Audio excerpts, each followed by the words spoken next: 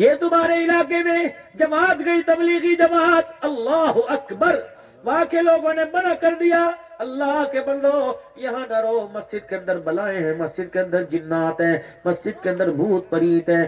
نیک لوگ تھے، وہ کہنے لگے مسجدوں میں جنات کا کیا کام ہے، مسجدوں میں بلاؤں کا کیا کام ہے۔ ہم نے مسجد کا دروازہ کھولا، اتنا گند اندر پڑا تھا، لگتا تھا جب سے بنی کسی نے صفائی نہ کی ہو، سجدہ نہ کیا ہو۔ ہم نے سارا دن لگا کے مسجد کو صاف کیا۔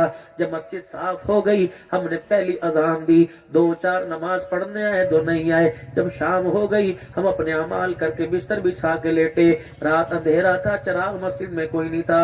رات کے وقت مسجد سے رونے کی آواز آئی، ہم بھی ڈر گئے۔ ہم نے کہا لوگ محلے والے ٹھیک کہتے ہیں، باقی جنات کی آواز ہے۔ کہ جب ہم ڈر گئے تو مسجد کی دیواروں میں سے آواز آئی، نہ میں کوئی جن ہوں، نہ میں کوئی بلا ہوں، میں تو اللہ کا گھر ہوں۔ اللہ اکبر۔ یہ لوگ مکان دکان بازار آباد کرتے ہیں، لیکن اس محلے کا کوئی بچہ آ کے مجھے آباد نہیں کرتا۔ یہ سارا دن مجھے اجاڑتے ہیں اور اپنے آپ کی آبادی مانگ رہے ہیں، مجھے اجاڑ کے کہہ رہے ہیں اللہ ہمارے گھروں کو آباد کر دے۔ ان بے وقوفوں کو کون بتائے، جو خدا کے گھر کو اجاڑے گا اللہ اس کے گھر کو کیسے آباد کرے گا۔ یہ بلا کا رونا نہیں ہے، مسجد کی دیواروں کا رونا ہے۔ میرے عزیزو، یہ ایک بستی کی بات نہیں، ہر گھر محلے کی مسجد کی بات ہے۔ لاکھوں روپے کروڑوں روپے کی مسجد بنا دی، پہلی سب بھی نمازیوں کی مکمل نہیں ہوتی۔ کئی جگہ فجر کی اذان میں صرف مؤذن ہوتا ہے، امام بھی نہیں ہوتا، کئی امام ہوتا ہے مؤذن نہیں ہوتا، کئی دونوں ہوتے ہیں نمازی نہیں ہوتے۔ تو میرے عزیزو، مسجدوں کی فریاد جا رہی ہے۔ قرآن میرے عزیزو سال سال گزر گیا، پڑھ کے نہیں دیکھا، فریاد جا رہی ہے۔ نماز کی فریاد جا رہی ہے، روزوں کی فریاد جا رہی ہے، اللہ کے ذکر کی فریاد۔ جب اتنی ہمارے خلاف درخواستیں اکٹھی ہو جائیں تو پھر بتا کاروائی ہوگی کہ نہیں ہوگی، پرچے کٹیں گے کہ نہیں کٹیں گے، اپنے ہاتھوں سے محنت کی خسارہ ہوگا کہ نہیں ہوگا۔ اس کی جیل بھی ایک جیل ہے، یقین جانو اس جیل میں جانے سے پہلے، گرفتاری سے پہلے اللہ اکبر عبوری ضمانت کرا لو، پھر پکی ضمانت کرا لو۔ اگر اسے ضمانت پسند آ گئی اور گناہوں سے توبہ کر لی، خدا کی قسم آئندہ کی جیل اور آئندہ کی سزا کو ویسے ہی معاف فرما دے گا۔ حضرت موسیٰ علیہ السلام عرض کرنے لگے، اے اللہ، جب تجھے بندہ تیرا نیک بندہ کہتے اللہ، اللہ نے فرمایا میں کہتا ہوں جی میرا بندہ۔ کہنے لگے یا اللہ ناراض تو نہیں ہوگے؟ کہ نہیں موسیٰ، اللہ جب تجھے گناہگار کہتے اللہ، اللہ مسکرائے اور میں موسیٰ جا گناہگاروں کو بتا دے، جب وہ مجھے کہتے اللہ میں 3 مرتبہ کہتا ہوں جی میرا بندہ، جی میرا بندہ، جی میرا بندہ، تاکہ پتہ لگ جائے نیکوں سے بھی پیار کرتا ہے، گناہگاروں سے بھی پیار کرتا ہے کوئی میری طرف آنے والا۔ اور میرے پیاروں، 3 دن کے بعد شب برات کی رات آئے گی، مت انتظار کرنا، خدا کی قسم اگر موت پہلے آ جائے تو کیا کرو گے؟ کسی کو کوئی پتہ نہیں، یہ 15ویں شب انسان قبر میں گزارے گا یا کسی مسجد کے کونے میں گزارے گا۔ جس اللہ نے میرے عزیزوں 15ویں شب کو معاف کرنا ہے، وہ آج بھی معاف کرنے پہ قادر ہے۔ تو کیا خیال ہے، اللہ سے اپنے گناہوں کی معافی نہ مانگ لے؟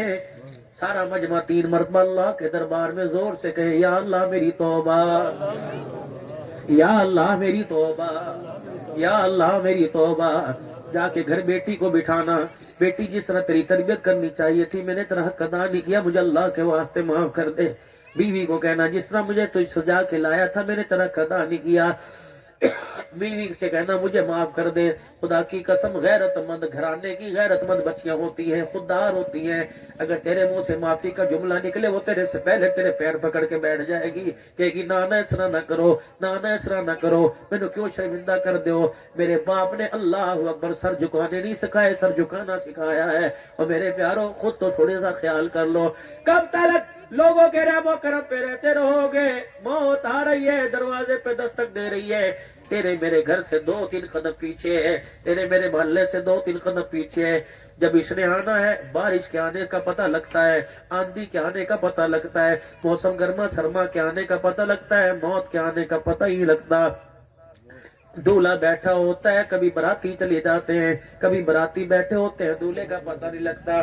خطیب منبر پر حرم کے اندر مولانا مکی صاحب، اللہ اکبر کتنا بڑا عالم ہے، میں حضرت کے گھر خدمت کے لیے گیا، کافی دیر تقریباً 1 گھنٹہ دسمبر میں مولانا مکی کے گھر میں بیٹھا رہا۔ میں نے کہا مکی صاحب آپ کی حالت کیوں ہو گئی؟ اور میں عبدالحنان پہلے بیوی چلی گئی، پھر بہن چلی گئی، اب جوان بیٹے نے مکی کی کمر کو توڑ کے رکھ دیا۔ میں نے کہا حضرت جوان بیٹا فوت ہوا کہاں؟ مسجد کے منبر پہ جمعے میں کھڑا تھا، اشہد واللہ الہ الا اللہ خطبے میں کہتے کہتے زمین پہ گر گیا۔ اللہ اکبر۔ اب جینے کی تمنا ہی کوئی نہیں رہی۔ عبدالحنان میرا حرم میں اگر درس شروع ہوا تو رہوں گا، ورنہ میرا گھر مجھے کھانے کو دوڑتا ہے۔ خدا کی قسم کتنے کتنے گھر اجاڑے موت نے، اے ہوش کتنوں کے بگاڑے موت نے۔ میرے سے پوچھ میرا ابا کوئی نہیں، میرے سے پوچھ میری ماں کوئی نہیں، میرے سے پوچھ میری جوان بہن کا جنازہ اٹھا، میرے سے پوچھ میرے جوان بھائی کا جنازہ اٹھا۔ خدا پاک کی قسم کسی کا بھائی بھائی کے ساتھ دیکھتے ہیں یہاں درد ہوتا ہے۔ کاش ہمارا جوان بھی ہمارے ساتھ کھڑا ہوتا۔ اگر وہ 4 چلے گئے تو 5واں نمبر پتہ نہیں میرا لگے گا یا کسی اور کا لگے گا۔ جس گھر کو اللہ نے آباد کیا، بہت قیامت سے پہلے اللہ اس گھر کو اجاڑے گا، خالی کرے گا۔ کیوں سمجھ میں نہیں آتا؟